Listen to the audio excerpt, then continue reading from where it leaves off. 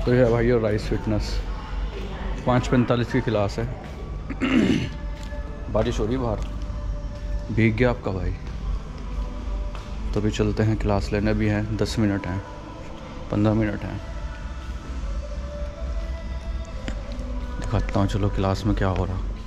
Class में हो रहा डांस।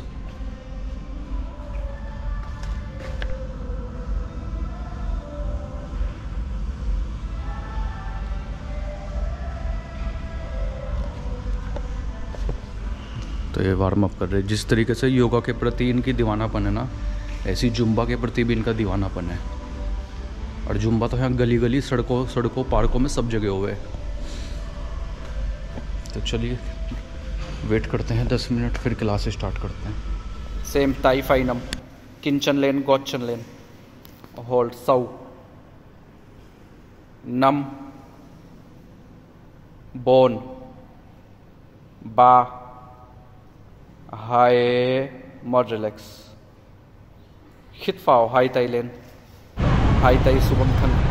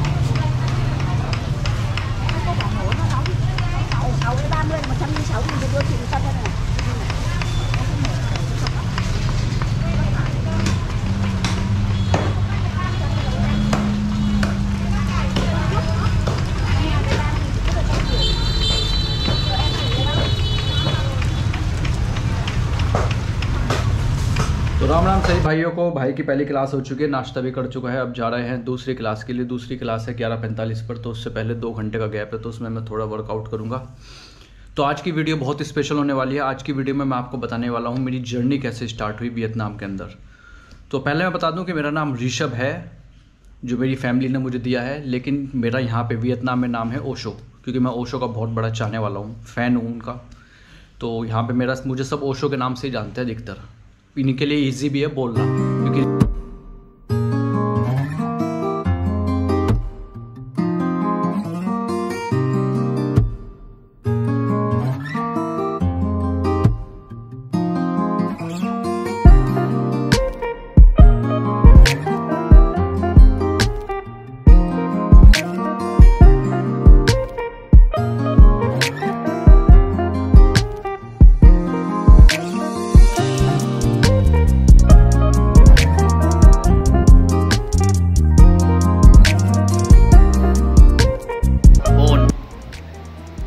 बा, हाई, मोर रिलैक्स, चुपचन, हाई ताई लेन, चपताई बेनफाई, होल्ड नम, बोन, बा, हाई ताई चाय कम चन चन फाई, ताई फाई कम चन चन चाय, जो चन चाय लेन, होल्ड नम,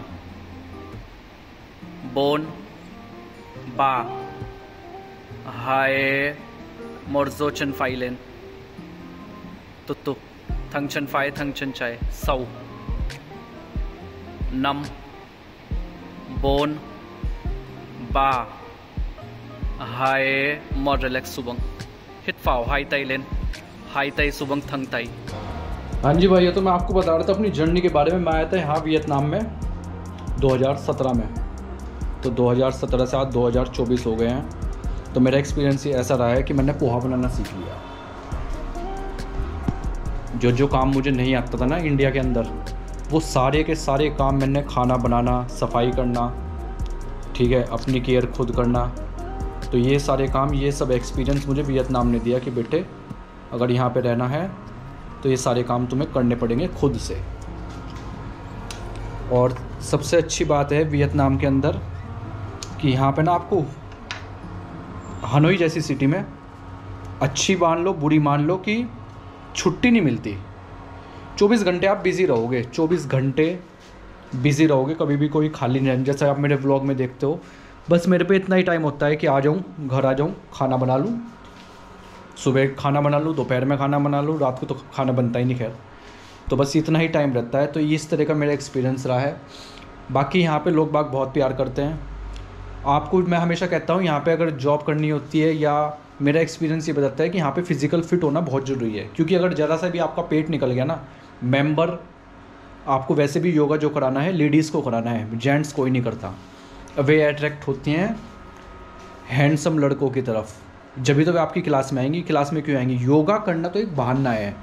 योगा तो वे चलो करती हैं कि हाँ भी मैं फ़िज़िकल रूप से फ़िट रहूँ, लेकिन मेन मोटिव होता है कि कौन टीचर है, कैसा पढ़ाता है, क्या कराता है, दिखने में कैसा है, ये सब चीज़ें बहुत ज़्यादा नोटिस की जाती हैं यहाँ पे। अगर आप मोटे हो या बहुत ज़्यादा आपकी फ़िज़िकल बॉडी अट्रैक्टिव नहीं है तो बहुत दिक्कत होती है क्लास लेने में, जॉब मिलने में। बहुत चीज़ें हैं कि आजकल तो जैसे ये भी चल रहा है कि अगर कोई बहुत काला है, बाल उड़े हुए हैं, मतलब उसका वो वाला टाइम हो गया कि हाँ चलो ठीक है वो रिटायर हो जाए, ठीक है ना, तो उसके साथ भी आजकल दिक्कत हो रही है, उसे भी जॉब मिलनी भारी हो रही।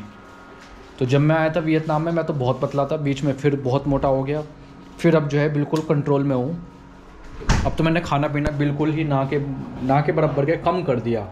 मतलब बाहर का कोई खाना मैं बेफालतू का खाता नहीं कि 1-2 महीने 3 महीने में एक बार खा लिया तो खा लिया, नहीं तो टोटली घर पे बनाना। अभी आपने देखा आलमंड मिल्क लाया, मिल्क मैंने बंद कर दिया। ये सब इसलिए करा कि फ़िज़िकल रूप से फ़िट हो सकूँ, फ़िज़िकल रूप से जब क्लास के अंदर जाऊँ तो अट्रैक्टिव रहूँ, मेंबर जो है लाइक करे कि हाँ भाई टीचर अच्छा है, टीचर देखने में अच्छा है, टीचर की बॉडी से स्मेल अच्छी आ रही। तो ये सब चीज़ें बहुत ज़्यादा इंपॉर्टेंट होती है वियतनाम के अंदर। दूसरा है खाना जो है आपको बाहर खाओगे तो टोटल बाहर जो है आपको मीट ही मिलेगा, ठीक है। बहुत कम रेस्टोरेंट है जहाँ पे वेज फूड मिलता है, वो भी ढूंढने से मिलता है। तो ये भी मेरा एक बहुत अजीब सा एक्सपीरियंस रहा, क्योंकि जब मैं स्टार्टिंग में आया तो मुझे पता ही नहीं था क्या खाना, कहाँ पे खाना, कैसे खाना बनाना नहीं आता था। तो कई महीनों तक तो मैं KFC में ही चलता रहा, लेकिन जब मुझे पता लग गया कि भाई KFC से काम नहीं चलना, तो उसके बाद जो है मैंने फिर खाना बनाना सीखा। धीरे धीरे मुझे कम से कम साल भर लग गया प्रॉपर खाना बनाने में। मतलब खाना बनाना जिसमें टेस्ट आवे, ठीक है। एक तो खाना बना लिया आपने, चलो खा लिया कच्चा पक्का, पर उसमें टेस्ट नहीं आता था।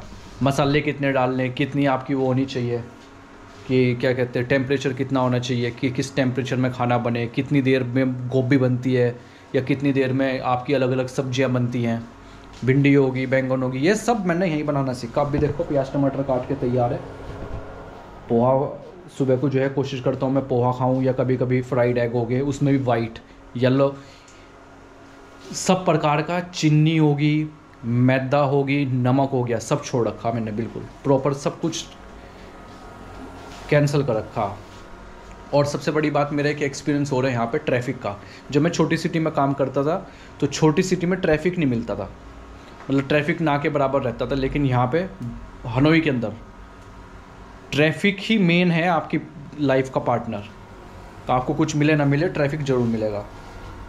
तो ट्रैफिक का एक्सपीरियंस, बाइक चलाने का इतना एक्सपीरियंस मुझे था नहीं। गंदी, अच्छी वाली बाइक तो चल सकती है, पर गंदी बाइक का मतलब ये है कि ऊबड़ खाबड़ सड़कों पे चलाना, तेज़ चलाना, तो यहाँ पे ऐसी चलती है बाइक।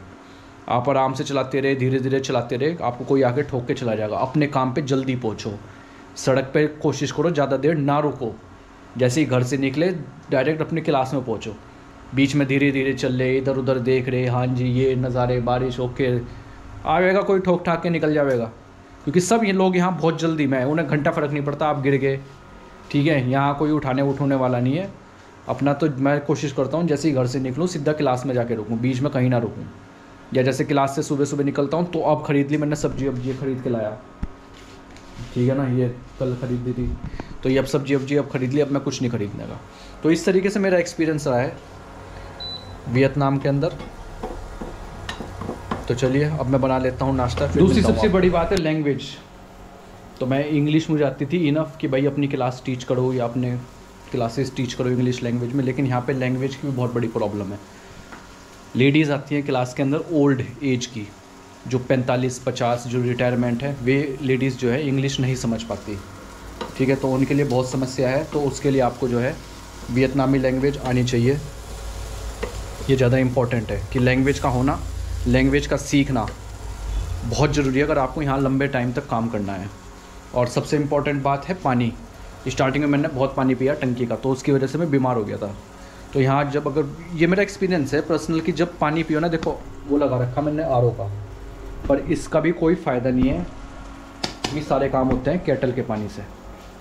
तो ये भी एक बहुत बड़ा एक्सपीरियंस है मेरी लाइफ का कि पानी, इंडिया के अंदर हमने नलके का पानी पिया, टंकी का पानी पिया, पर यहाँ पे मैं पानी भी नहीं पी सकता।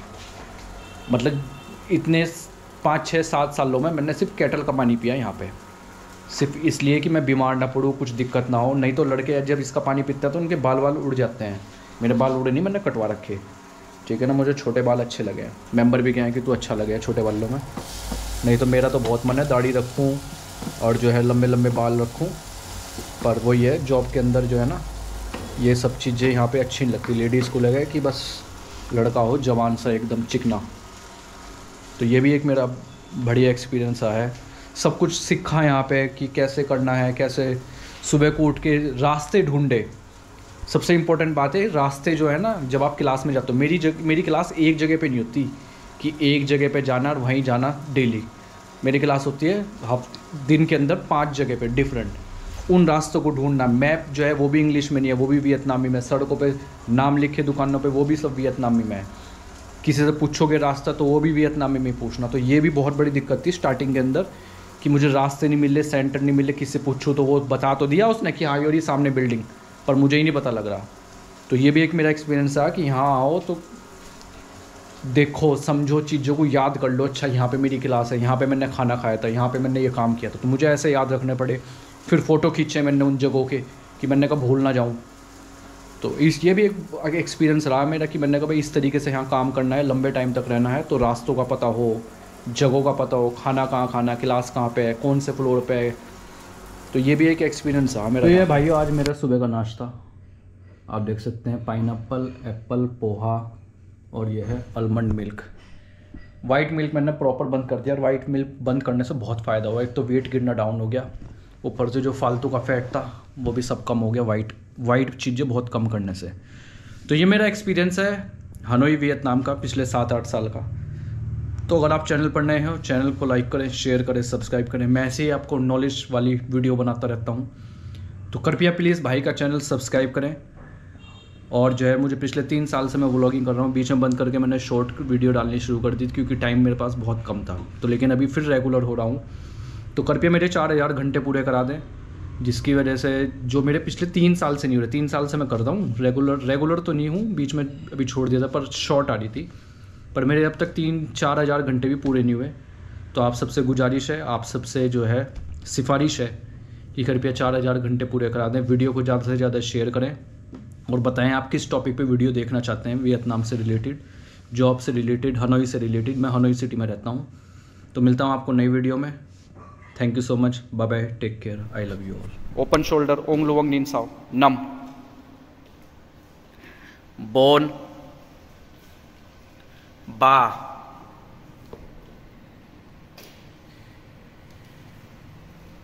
हाय, more relaxed. Now second, gaptai, hold, sau, num, bone, very good cheer, ba, high, more relaxed.